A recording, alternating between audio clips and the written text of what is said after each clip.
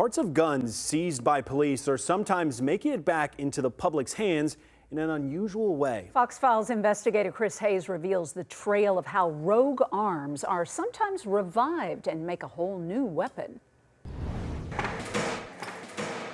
We showed you in October how thousands of confiscated firearms every month are destroyed in a West County pulverizer.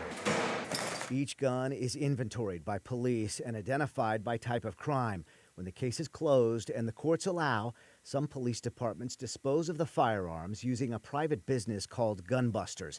The firearm shredding is recorded with 2 cameras so you can see the serial number. We want that verification, and that's another really good thing about Gunbusters is not only will our evidence technician witness the gun being destroyed, but they'll be provided or will be provided with video evidence. Parts of those guns, however, can later be found for sale online. St. Anne Police Captain Blake Kerrigan explains that's not a surprise to police. We know that going in. It's just like any other business. Anytime a firearm, a vehicle, anytime it goes into salvage, we could say, that component gets broken down and different parts get sold, some gets destroyed. We also reached out to ATF, which has clear instructions on how to properly destroy firearms on its website. An ATF spokesperson told us a firearm by definition is the frame or receiver.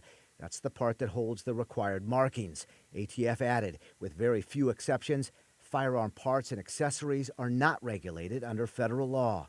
Gunbusters has video proof of destroying what's legally defined as the firearm. It acknowledges sometimes selling unregulated parts while offering its destruction services to police for free. The money that we save, as everybody knows, law enforcement is evolving, and there's different positions that are being created. We have a mental health coordinator that works with people in crisis, and his salary could very well, come from the money we save from using Gunbusters. One potential consequence, according to ATF, is that gun parts can be used to build privately made firearms, also known as ghost guns, because they're not required to have a serial number unless they're sold by a dealer. Gunbuster Scott Reed responded that there's a demand for repair parts, saying, quote, "People have compared our services to an automobile scrapyard where they are able to obtain parts needed for repairs."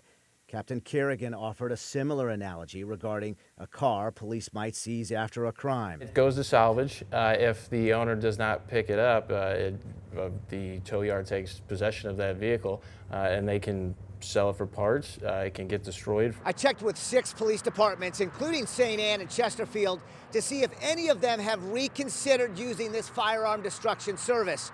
All of them have said they will continue with this process. For the Fox Files, I'm Chris Hayes.